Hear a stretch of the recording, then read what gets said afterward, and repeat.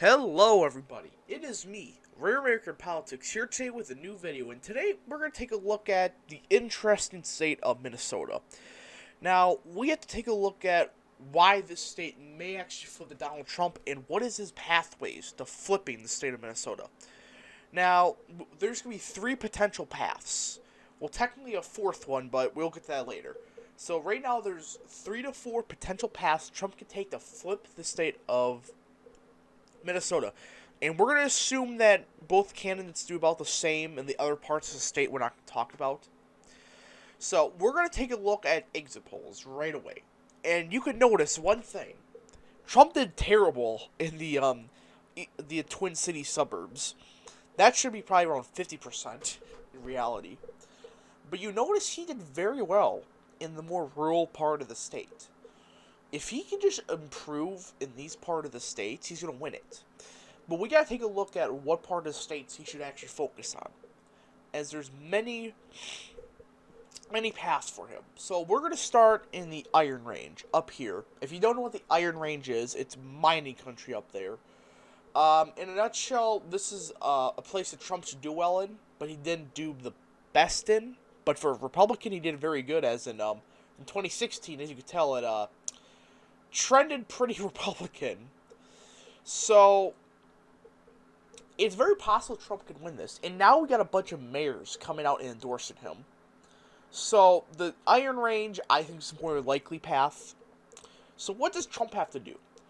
First thing is he has to basically improve his margins in these 4 counties. You could say these may not be in the Iron Range, but I really consider this part of the state the Iron Range.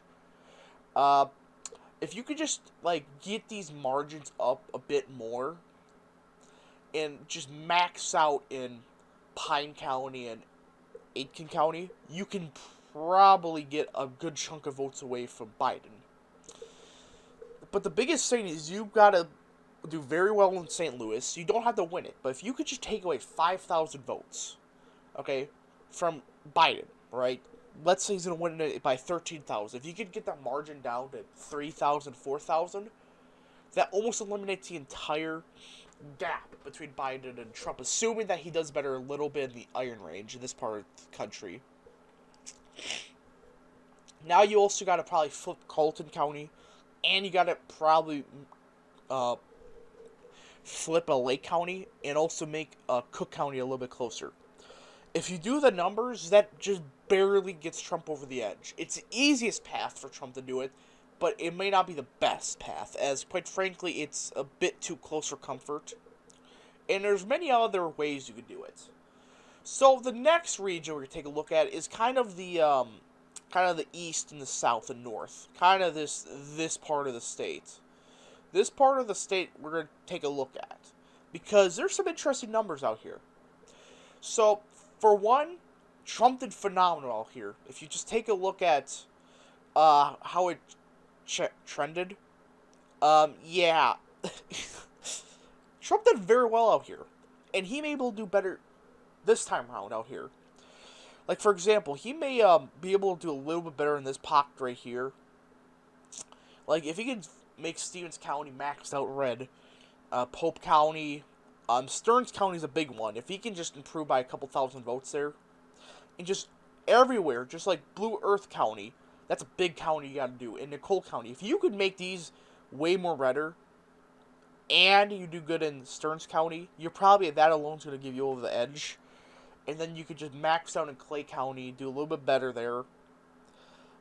Red Lake County absolutely just maxed out. And the rest of the state just absolutely maxed out. Especially this region right here. This is the best part of the region that Trump did in. This region right here. So, if Trump can do very well in this region, he's going to win the state. Alright, and if he does a little bit better in Blue Earth and Nicole County. So, the reason I'm saying that is because Trump did very well here, and there's some numbers he can easily do better with. He could probably pick off a lot of the Johnson votes that didn't really go his way, and I do think a lot of them are going to go to Trump at the end of the day. I don't buy this nonsense that Biden's up 85% to 10%. So, yeah. Now, we got another scenario. It's going to be discussing the Great region of the St. Paul area. and the Minneapolis area. You might be asking yourself, where can Trump improve on? Well, Dakota County. Improve by 10,000 votes. Take away Biden by 10,000 votes, and right there you flip it. And you just do a little bit better in Washington County. You can easily flip that. Do better in Anoka County. And just overall, just do better in Scott and Carver. And at the same time, also just max out in Wright County. That alone is not impossible, as, you know, some of those counties like Scott County, Trent Red, Wright County, Trent Red, if you could just reverse the margins in these 3 counties, in like Ramsey, Washington, Dakota, there you go. Right there, you have the state by a good margin.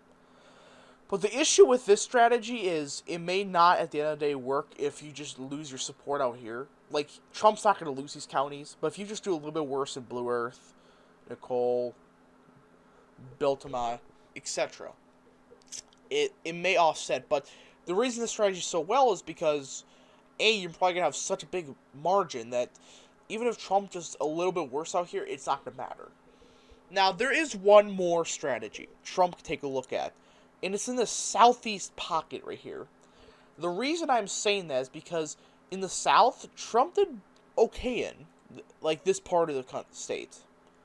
Now, the reason that he can improve on is there's some of these counties that he made swing very Republican, and there are signs he can do way better. So the first thing is you got to win Olmsted County. You just have to in this scenario.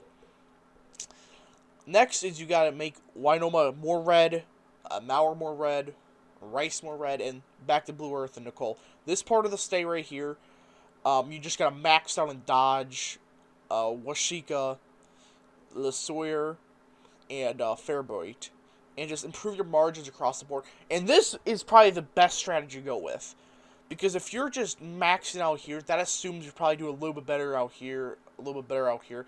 You may do kind of worse in, like, Hennepin County, that's Minneapolis. But again, you may do better in Dakota, Washington a little bit, if you're just doing this, if you're doing a strategy down here. So yeah, I think this is the best strategy, and with this, I think that would give Trump a good enough margin that no BS can happen. And these are very reasonable. You could easily make these trend a little bit more red.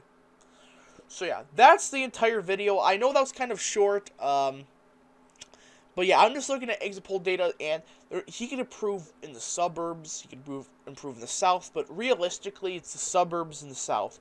Basically, like I said, this part of the state, just this part of the state you should focus on the most. Because the rural part of the state, there might not be enough numbers to do it. Iron Range, it's kind of a stretch maybe in St. Louis County. But just this part of the state, if he can do better in, he's going to probably win the state of Minnesota at the end of the day. So yeah, I hope you guys enjoyed. This was kind of a quicker video. I wanted to get this video out so you guys can see what I think is going to happen for Trump to possibly flip the state of Minnesota. I think he will at the end of the day. I just don't know where he should focus on. But I'm leaning towards this part of the state, as the numbers are way better for Trump out here. So yeah, I hope you guys enjoyed. Hit that like button down below, subscribe, share with your friends, hit that bell, and 250 subs by next Thursday. Let's do it. Thank you guys, and see you guys in the next video. Bye.